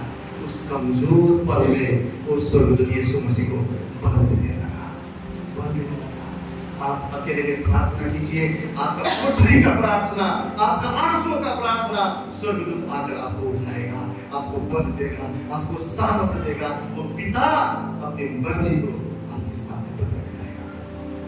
कुछ भी बात कठिन नहीं है अगर हम आत्मा के द्वारा चलते हैं। आत्मा इसलिए दिया गया है, पवित्र आत्मा इसलिए दिया गया है ताकि हम सही राह में चल सके, ताकि हम सामर्थ को पा सके, ताकि हम परमेश्वर से बल पा सके। हम अपनी मर्जी से कभी भी परमेश्वर के राह पर नहीं चल सकते। तो पवित्र आत्मा अकेला है जो आपको मुझे चलाएगा। पहला चीज सेपरेशन, नासरी संसार की वस्तुओं से, आंखों की अभिलाषा से, जीविका के घमंड से, संसार के पाप से। पाप वही है, हमको भागना पड़ेगा। यूसुफ के जीवन में भी पाप वही था, आके पकड़ लिया पाप ने, आ मेरे साथ में विचार कर। बाइबल बोलता है यूसुफ भागा। पाप यही है, पाप द्वार पर खड़ा है। किसको फाड़ू, किसके विश्वास को हत्या करूं, किस विश्वासी को निचोड़ लूं, किसके जीवन को बर्बाद करूं। पाप रुका हुआ है, आपको मुझे भागना पड़ेगा। हमारे जीवन में कोई पाप अधिकारी से बसा हुआ है, भागना पड़ेगा। आपको पता है, बहुत बार एक गवाही देते हैं, बहुत सारे गवाही देते हैं, प्रभु ने मुझे चंगा किया, मैं गरीब था, प्रभु ने मुझे सारी जरूरत को पूरा किया, मुझे अमीर बनाया, परमेश्वर ने मेरी सारी जरूरत को पूरा किया, मेरे जीवन में ये किया वो किया। पर मैं आपसे कहता हूँ, सच्चा गवाही वो है जब आप मसीह में आने के बाद जो पाप करते थे, आज आप वो पाप नहीं करते हैं। सच्चा गवाही आपका और मेरा बदलाव जिंदगी है। अगर आज भी हम वही व्यभिचार में हैं, अगर आज भी हम वही चोरी में हैं, आज भी हम वही नशे में हैं, आज भी हम वही झूठ में हैं, तो हमारा जीवन में गवाही नहीं है। बदला हुआ परिस्थिति केवल गवाही नहीं है, बदला हुआ जीवन परमेश्वर की गवाही है। अगर हमारा गोल चेंज हुआ है, अगर हमारा देखने का नजरिया चेंज हुआ है, अगर हमारी जीवन सच्चाई में ईमानदारी से हम चलते हैं, जो पाप हम करते थे अब नहीं करते, मैं आपसे कहता हूं आप बदले हुए मसीह हैं। आपके जीवन में ये आपका सच्चा गवाही है, क्योंकि यीशु मसीह ने क्या बोला, तुम्हारे भले कामों से रोशनी आने के बाद जो तुम्हारा भला काम है वो संसार देख के पिता की महिमा करने का है। भला काम क्या है? आपका और मेरा बिहेवियर, आपका और मेरा बदलाव जीवन। ये हमारे जीवन का सबसे बड़ा आश्चर्य के काम है जो परमेश्वर हमारे जीवन में करता है, कि हम ऐसे थे लेकिन अब ऐसे नहीं है, हम वैसे थे अब नहीं है। शैतान पास्ट में लेकर जाएगा, शैतान फ्यूचर के चिंताओं को आपके मन में लाएगा। आज जान लीजिए, हमको परमेश्वर के साथ घनिष्ठ संबंध बनाने के लिए सबसे पहला पॉइंट, आपको इस संसार से ही नहीं परंतु हमें कहीं अपने लोगों से भी अलग होकर एक व्यक्तिगत प्रार्थना परमेश्वर आपसे और मुझसे एक्सपेक्ट करता है। जहां हम बात करें, परमेश्वर बात करे। हमारा प्रार्थना कैसे अक्सर करके, प्रभु डाड़ा ये चाहिए वो चाहिए, ये चाहिए वो चाहिए, ये चाहिए वो चाहिए। फिर आखिर में ये भी बोल देते हैं डायलॉग, प्रभु मेरी नहीं तेरी मर्जी पूरी हो, ये सब चाहिए। आमीन। प्रभु बता रुक तो सही, मुझे कुछ बोलना है, तब तक हम आमीन बोल के निकल भी जाते। अकेले का प्रार्थना क्या है? कभी आपने और मैंने ऐसा प्रार्थना किया है कि सिर्फ हम बैठे हैं और प्रभु को बोला, प्रभु तू बात कर, मैं सुनने के लिए तैयार हूं, प्रभु तू बात कर। कितने दिन विश्वास करते हैं हमारा जिंदा खुदा बात करता है?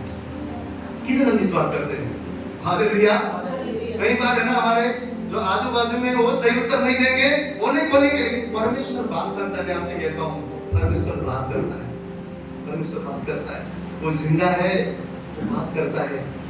वो घनिष्ठ संबंध में ही उसकी आवाज आएगा, लोगों के बीच में आवाज नहीं आएगा। घनिष्ठ संबंध में उसकी आवाज आपको सुनाई देगा। वो कौन सा समय है कि हाँ आप उससे वार्तालाप करते हैं, प्रभु आज मैं कुछ मांगने नहीं आया, प्रभु मुझे कुछ नहीं चाहिए, मुझसे तू बात कर, प्रभु मुझसे तू बात कर। सिर्फ घुटने में आकर, सिर्फ उसके चरणों में बैठकर उसे कहे, पिता मुझसे बात कर, मैं तेरी सुनना चाहता हूँ। कभी आप एक दोस्त के जैसे उससे आपने बात किया है? सिर्फ मांगी नहीं, ये और चले गए। सोचिए हम इस संसार के पिता है, हमारे बच्चे सिर्फ चाहिए चाहिए चाहिए चाहिए चाहिए चाहिए चाहिए चाहिए, और हमसे प्यार ही ना करें, हमको अच्छा लगे नहीं। हम क्या चाहते हैं? सब कुछ हम उसको देना चाहते हैं, पर हम बदले में चाहते हैं हमारे बच्चे हमसे प्यार, जैसे हमसे प्यार करें। परमेश्वर प्यार चाहता है। परमेश्वर कहता है मुझसे प्यार करो, वो घनिष्ठ संबंध रखो, जिसके लिए आज हमें अपने आप को सेपरेट करने की जरूरत है, अलग करने की जरूरत है। दूसरा चीज, वचन के द्वारा साथ। मैं आपसे कहता हूँ, हमारा वचन पढ़ने का तरीका अक्सर करके हम सबका, बहुत सारे जन अद्भुत तरीके से उस पर मनन करते हैं, लेकिन काफी लोग वचन किस तरीके से पढ़ते हैं, सिर्फ पढ़ना है। मैं भी वैसे था, मसीह में आने के बाद भी कई साल तक वो आज मैंने 10 चैप्टर पढ़ा, थैंक यू लॉर्ड, तो मेरा महसूस हो रहा है कि 10 चैप्टर पढ़ा, गया कुछ नहीं है, सिर्फ पढ़ा सिर्फ पढ़ा। आज मैंने 5 चैप्टर पढ़ा, ये महीने में है ना 3 चैप्टर खत्म करने का मेरा टारगेट है। काम में भी टारगेट है, में भी टारगेट है, सब जगह टारगेट है। क्या पढ़ा? 1 घंटे के बाद कोई पूछेगा कौन सा चैप्टर पढ़ा, वो भी भूल जाएंगे। क्यों? मनन नहीं किया, मनन नहीं। परमेश्वर ने क्या बोला? आत्मा का जीवन वचन के द्वारा जीवित रहेगा, वचन के द्वारा जीवित रहेगा। शरीर वचन से जीवित रहेगा, आत्मा वचन से जीवित रहेगा। शरीर के खाने के लिए हम बहुत सारे डाइटिंग फॉलो करते हैं। मॉर्निंग में ये खाना, ये नहीं खाना, दोपहर में ये खाना, ये नहीं खाना, शाम में ये खाना, ये नहीं खाना, शुगर ज्यादा तो नहीं हो गया, मिर्ची नमक तो ज्यादा नहीं हो गया, एवरीथिंग फॉलो करते हैं। जब आत्मा की भोजन का टाइम आता है, पास्टर ने पूछा पढ़ा था क्या? हाँ पढ़ा था, बस उतने के लिए पढ़ा था। तो बाइबल क्या बोलने की कोशिश कर रहा है? परमेश्वर क्या बोलने की कोशिश कर रहा है? कि वचन जो है उसके द्वारा जीवित रहेगा। यहोशू को परमेश्वर ने क्या बोला? यहोशू के पहले अध्याय उसके 8वां वचन में क्या बोला? मूसा के बाद जब यहोशू को जिम्मेवारी दिया गया, परमेश्वर ने यहोशू को कहा, क्या बोला? कोई बताएगा? व्यवस्था के पुस्तक को अपने चित्त से उतरने देना, ना उतरने देना, और दिन रात उस पे क्या करना? मनन करना। पढ़ना बोला क्या? मनन करना, मनन करना। एक चैप्टर ही आप पढ़िए, लेकिन उसको मनन कीजिए। अपने सामर्थ्य में, अपने विवेक में मत बोलिए, ओ मैंने ज्ञान बटोर लिया। ऊपर से आने दीजिए, उस पवित्र आत्मा से विनती कीजिए, पवित्र आत्मा तू मेरा शिक्षक है, तू मुझे सिखा, तू मुझे बुद्धि दे, तू मुझे ज्ञान दे। ये जो मैं पढ़ने जा रहा हूँ, ये जो मैंने पढ़ा है, हे पवित्र आत्मा, इसका भेद मुझे बता। आपको समय देकर उस वचन को पालना। और यहोशू को क्या बोला? और उसके पालन करने से तू जो भी चीजों पर हाथ डालेगा ना, जो भी काम तू करेगा ना, वो क्या होगा? सफल होगा। ये हमारी चाबी, ये हमारी चाबी। सब कुछ सफल होगा, लेकिन क्या करेगा? वचन को सिर्फ अब पढ़ेगा नहीं, अब उसको मनन करना शुरू करो। आपको और मुझे भले एक ही चैप्टर पढ़िए, भले 2 चैप्टर पढ़िए। पहले हम लोग है ना, एक पूरा हम लोग को लिस्ट मिलता था साल में क्या क्या करना है और हम क्यों पढ़ते थे पता है? पास्टर ने पूछा तो हमें पता नहीं। आज के दिन कौन सा पढ़ा था, कौन सा पढ़ा था? डेफिनेटली और एक डिसिप्लिन के लिए था, और हम उसमें शॉर्टकट मारते सिर्फ पढ़ा। परमेश्वर वो नहीं चाहता है। परमेश्वर हमारे डाइटिंग प्रॉपर चाहता है। हमने जो खाया परमेश्वर के वचन से, क्या वो हमारे आत्मा के लिए हमने सही से खाया? क्या हमने सही से उसको लिया? क्या हमने उसको समझा? क्या उस पर हमने मनन किया? मेरे भाई मेरे बहन, आज हमें परमेश्वर के वचन अब से हम ना सिर्फ पढ़ेंगे, परंतु यहोशू के समान उसको मनन करेंगे, चित्त से उतरने नहीं देंगे। भेद की बातों को वो परमेश्वर हमें कुछ घर करेगा, और उससे क्या होगा पता है? बल प्राप्त करेंगे।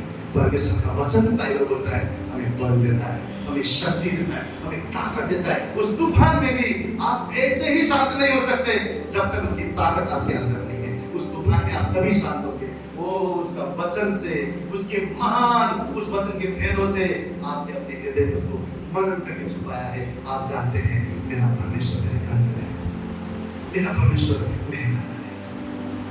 कितनी अद्भुत बातें हैं कि वो परमेश्वर का आत्मा जिसने मसीह को जी उठाया, बाइबल बोलता है वो पुनरुत्थान का आत्मा आप और मेरे अंदर है, आप और मेरे अंदर है। वो परमेश्वर अभी बाजू में नहीं है, वो परमेश्वर आप और मेरे अंदर है, अंदर है। क्या जरूरत है? सिर्फ फेलोशिप की जरूरत है, सिर्फ नजदीक आने की जरूरत है, घनिष्ठ संबंध उसके साथ बनाने की जरूरत है। तो पहला चीज है सेपरेशन, दूसरा चीज है वचन के द्वारा बल को प्राप्त करना, और तीसरा चीज है आत्मा के द्वारा जीवन बिताना। बाइबल क्या बोलता है? पवित्र आत्मा के द्वारा जीवन बिताने के लिए गलीतियों का अध्याय को कोई पढ़ेंगे, 5वां अध्याय उसका 16 वचन जोर से पढ़े।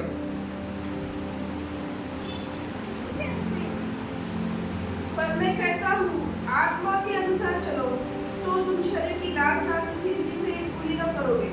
क्या लिखा है? आत्मा के अनुसार चलो। पर कैसे चलने का? कैसे चलने का? जब शरीर की किसी भी अभिलाषाओं को आप क्या नहीं करोगे? पूरा नहीं करोगे। कैसे हम आत्मा से चल सकते हैं? जब हम शरीर की कोई भी लालसा को पूरा नहीं करते हैं। तो ये किसके ऊपर है? आत्मा में चलना है या नहीं चलना है? ये आप और मेरे ऊपर है। हमारा डिसीजन है, हमारा डिसीजन है। मोह आया, पाप आया, उस पे चलना है, नहीं चलना है, उस पाप को करना है, नहीं करना है। किसका डिसीजन है? आप और मेरा डिसीजन है। बाइबल में क्या बोला हुआ है कि अगर हम आत्मा से चलने के लिए सोच लेंगे तो शरीर की उन अभिलाषाओं को पूरा नहीं करेंगे। लेकिन हम सोच लेंगे कि नहीं, मुझे पाप ही करना है, शरीर से ही चलना है, तो हम क्या करेंगे? उस पाप में हम गिर जाएंगे। तो घनिष्ठ संबंध में जाने के लिए आप और मुझे इस झनोट को जानना जरूरी है कि शरीर की अभिलाषा नहीं, मैं आत्मा के द्वारा चलूं। आत्मा के द्वारा चलूं। एक बहुत बड़े दास के बारे में मैंने बहुत पहले सुना था। उनका लाखों के लोगों में सेवा होता था, चंगाई होता था, सब कुछ होता था। एक बार अचानक से उनके ऊपर कुछ आरोप लगे और वो जेल में गए। और उस जेल में जब उन्होंने प्रार्थना किया रोकर, प्रभु मैंने इतना कुछ किया, इतने लोगों को चंगा किया, इतना मेरा जीवन मैंने सेवा में अर्पण कर दिया, परंतु ये परिस्थिति मेरे जीवन में क्यों आई? परमेश्वर ने उनको क्या उत्तर दिया? तूने सब कुछ किया और तूने नहीं किया। पर जिस दिन से तेरी सेवा बढ़ने लगा, उस दिन से तूने मुझसे बात करना छोड़ दिया, मेरे साथ संगति करना छोड़ दिया। अब तू जब तक इस यहाँ पे रहेगा तब तक हर दिन हर रात मुझसे प्रार्थना किया है। ये घटना मेरे सेवक के रूप सुना था। क्यों पता है? कहीं बार हम आत्मा में सेवा करते हुए भी, परमेश्वर हमारे द्वारा कार्य करते हुए भी, अगर हमारा घनिष्ठ संबंध परमेश्वर के साथ नहीं है तो आत्मा के आवाज को हम सुन नहीं पाएंगे।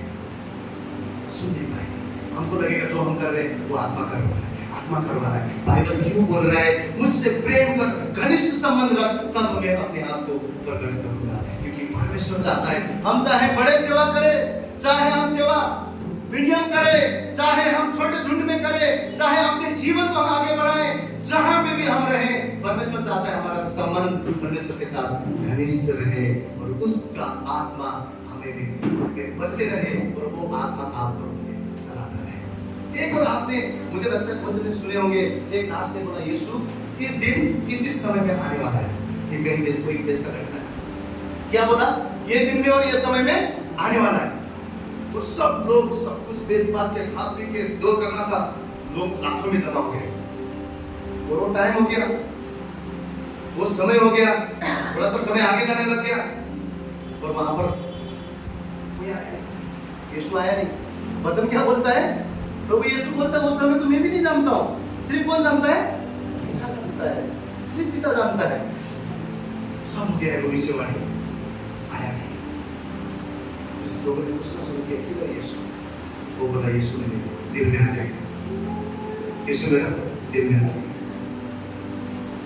इतने बड़े दास क्यों? पता है बड़े सेवा में भी परमेश्वर यूज कर रहा है, इस्तेमाल कर रहा है, लेकिन हमारा संबंध अगर पवित्र आत्मा के द्वारा हम नहीं चलते हैं, पवित्र आत्मा की अगुवाई में अगर हम नहीं चलते हैं, हमारे जीवन को किस तरीके से शैतान यूज करेगा पता नहीं। आत्मा के लोग, आत्मा से जन्म पाए हुए लोग, बाइबल बोलता है पाप नहीं कर सकते। क्या लिखा है? पाप नहीं कर सकते।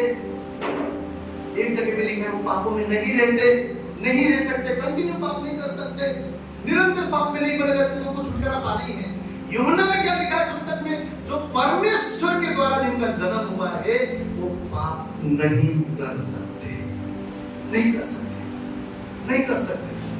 सीधा सीधा लिखा है जो आत्मा में है, जिनका आत्मा से जन्म हुआ है वो आत्मा से ही चलेंगे, वो परमेश्वर के करीबी, परमेश्वर के नजदीकी रिश्ता पाने के लिए हमें अलग होने की जरूरत है।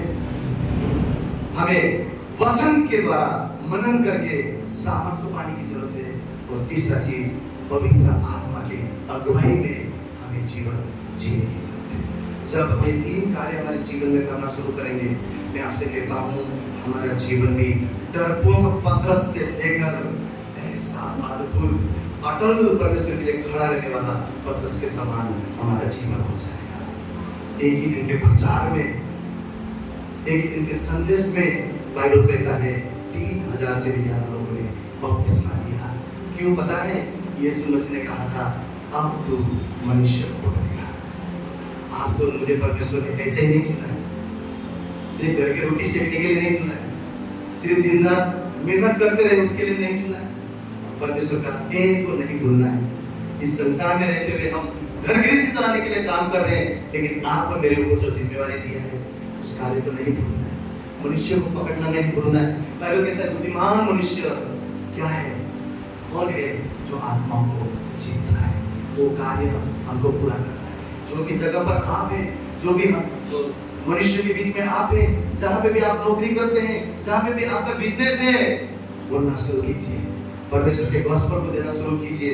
अगर सोचिए किसी ने हमको नहीं बताया होता, आज प्रभु हमारे जीवन में होता नहीं।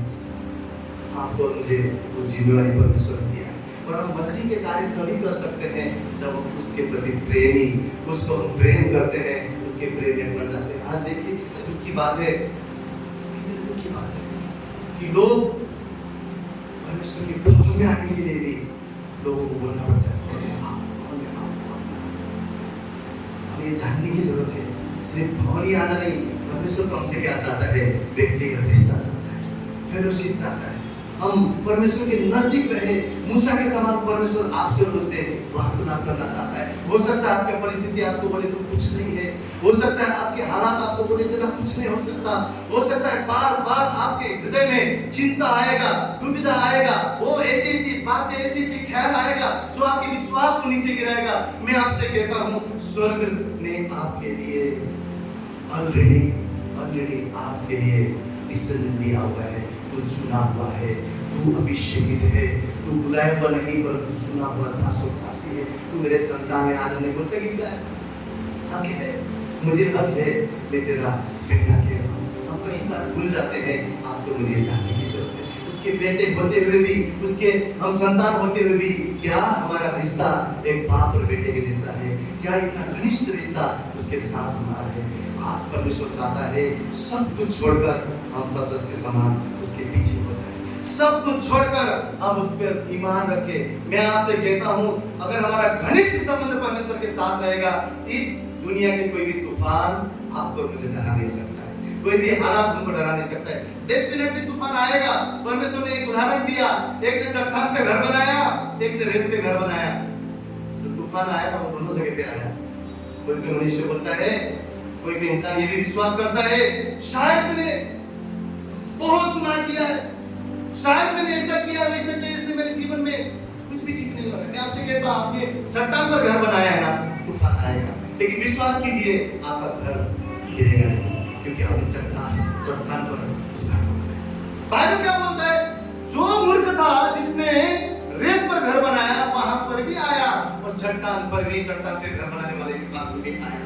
इस संसार में रहते हुए चैलेंज आपके पास, मेरे पास, हर एक के पास आएगा, परंतु जिसने मसीह को थाम कर मजबूती से उस रिश्ता को बना के उस खुदा के संग है, वो घर चट्टान पे बनाया है, वो कितना भी तूफान आने दीजिए वो गिरेगा नहीं, गिरेगा नहीं, गिरेगा नहीं। सारे भाई आए, शायद मैं वो हूँ, लेकिन सरवाहा भेड़ चलाने वाला जब आया, स्वर्ग ने बोला ये है वो अभिषेक के दास। हो सकता है आपके हालात में परिस्थिति में आपको लगता होगा मैं कुछ नहीं हूँ, मैं आप इस सुबह कहना चाहता हूँ आप अभिषेक के हैं। स्वर्ग ने आपको बुलाया है, परमेश्वर ने आपको बुलाया है। क्यों ना हम सारी चीजों को छोड़कर, एक चीज हमको परमेश्वर के, एक ही चीज रह गया है करीब आने से, एक ही चीज रह गया है। जो अब हम प्रार्थना करते थे, हमारी प्रार्थना अब कोठरी में होगा। जो हम बाइबल पढ़ते थे उसको हम अब मनन करेंगे, और हम शरीर में नहीं अब हम आत्मा में चलेंगे। ये अगर हम हमारे जीवन में आप और मैं ठान लेते हैं और इसके मुताबिक चलते हैं, मैं आपसे कहता हूँ मसीह यीशु अपने आप को आपके जीवन में कुछ कर करेगा, कुछ कर करेगा। अगर कुछ कमी है तो और आप में मुझ में हम उन चीजों को फॉलो नहीं कर रहे, हम परमेश्वर के प्रति वफादार नहीं है, हम परमेश्वर के प्रति उस घनिष्ठ संबंध को बना नहीं पा रहे। और यही आज मेरी प्रार्थना है, ना सिर्फ आपके लिए परंतु मेरे लिए भी, ना सिर्फ आपके घराने के लिए, मेरे घराने के लिए भी, ना सिर्फ हमारी सिर्फ कलीसिया के लिए, संसार भर के मसीह लोगों के लिए, कि हम सब में परमेश्वर के प्रति घनिष्ठ संबंध हो, हम सब परमेश्वर से प्रेम कर सके, ताकि वो पिता ही नहीं पुत्र भी हमसे प्रेम करे और पुत्र आप और मेरे जीवन में अपने आप को प्रस्तुत करें। आइए परमेश्वर के लिए एक जोरदार ताली।